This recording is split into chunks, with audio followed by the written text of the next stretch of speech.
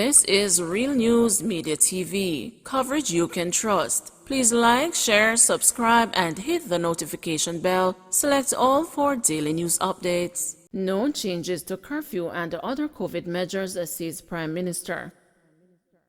Despite a sharp rise in the number of COVID-19 cases island-wide, Prime Minister Andrew Holness has announced that all current measures to curtail the spread of the virus will remain in effect until January 28.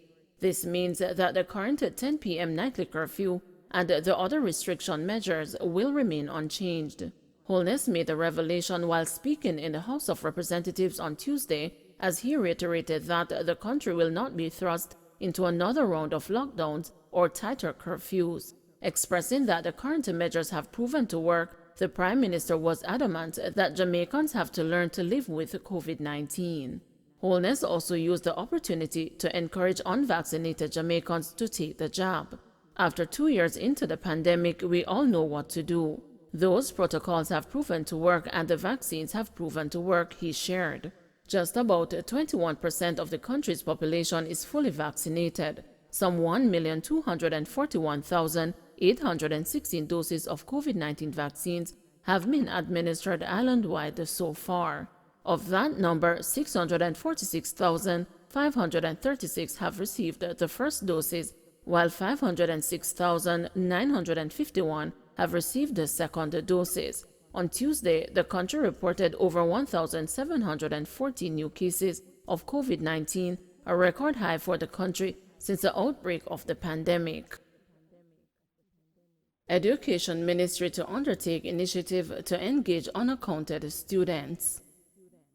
Education Minister Favour Williams today told Parliament that a special initiative is underway to re-engage students who have been unaccounted for since the resumption of classes on January 3. Williams indicated that data collected over the period January 3 to 7 showed that 252,216, or 60% of students in the public school system, reported to school via one or more learning modalities. They were involved in orientation activities, psychosocial and empowerment sessions, assessment, and other learning activities on a rotational basis. But the Education Minister disclosed that roughly 40% of students did not access any classes during the first week of the new school term. To locate and re-engage these students, Williams indicated that a program called the Yard-to-Yard Find the Child initiative is to be operationalized, which will run until the end of March. She said 580 youth workers under the Housing Opportunity Production and Employment Program and 108 social workers will be engaged to complement school-based teams, the 478 public institutions island-wide, to go yard-to-yard to find the students and to re-engage them in learning.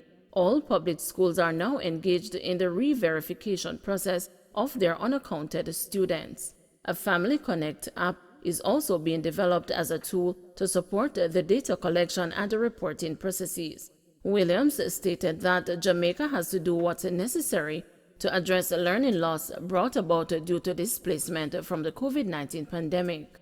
A recent World Bank study for Jamaica showed that the fiscal impact over and above what we are currently spending to support the health and safety requirements for opening our schools is going to be in the order of $2.4 to $3.9 billion annually for 1 to 2 years. This includes the cost of re-enrollment campaigns and outreach activities, providing targeted support for the most at-risk students, mitigating and preventing dropout, and facilitating remedial education to minimize learning loss, she said. The World Bank concluded that the long-term cost of inaction is in the order of $828 billion, or approximately 40% of Jamaica's GDP, she told the Parliament.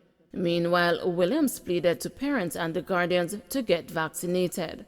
We seek help of all Jamaicans, but in particular the parents and the guardians, to help to keep our children safe.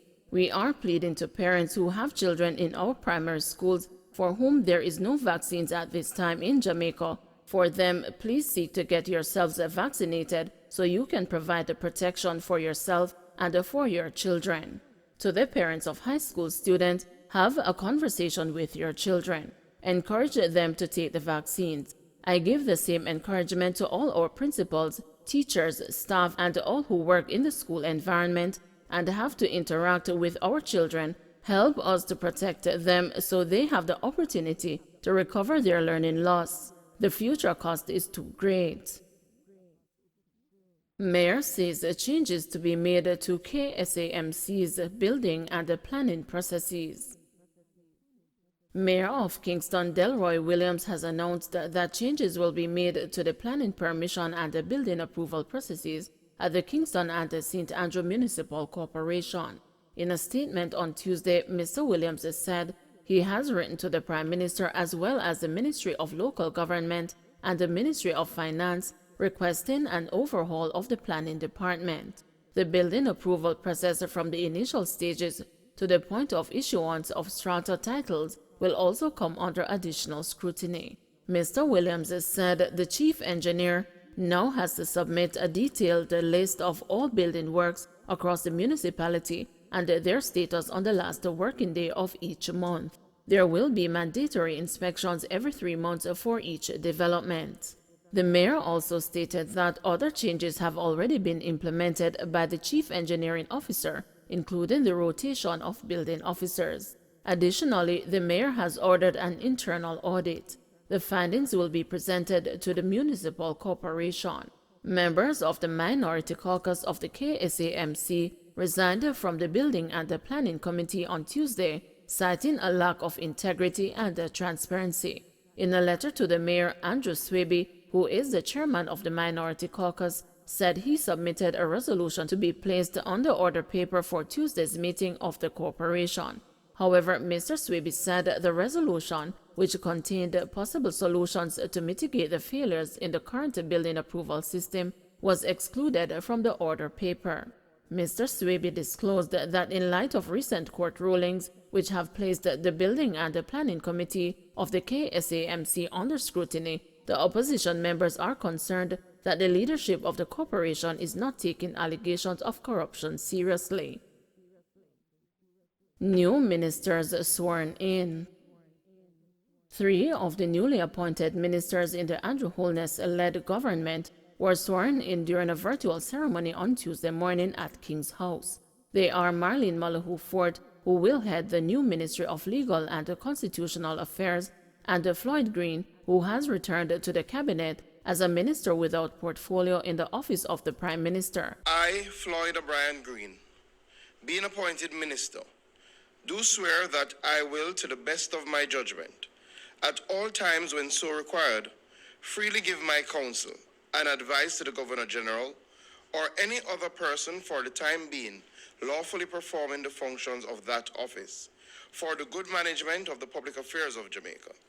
And I do further swear that I will not on any account, at any time whatsoever, disclose the counsel, advice, opinion, or vote of any particular minister or parliamentary secretary, and that I will not, except with the authority of the cabinet, and to such extent as may be required for the good management of the affairs of Jamaica, directly or indirectly, reveal the business or proceedings of the cabinet, of the nature or contents of any documents communicated to me as minister, or any matter coming to my knowledge in my capacity as such, and that in all things I will be a true and faithful minister.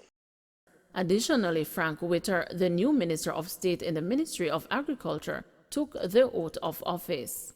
Attorney General Dr. Derek McCoy was also sworn in on Tuesday. The updated executive as well as Mr. McCoy's appointment were announced on Monday evening. Prime Minister promises more changes to cabinet this year. Prime Minister Andrew Holness has said more changes are coming to the cabinet. Mr. Holness, who was speaking during a virtual ceremony to swear in new members of the cabinet at the King's House on Tuesday morning, said the changes could come later this year or as opportunities present themselves. The Prime Minister said the government is now in a difficult position, like other governments across the world, due to the global crisis. However, he insisted, "We are a stable government, we are a solid government, We have competent people. We have a clearly set goal and a mission. Later on in the year, or as opportunities present themselves, there will be more changes to come. The government is in a difficult position, like governments all around the world. It is a difficult time. But we are a stable government. We are a solid government. We have competent people. We have a clearly set goal and mission. Don't forget to like, share, subscribe, and hit the notification bell. Select all for daily news updates.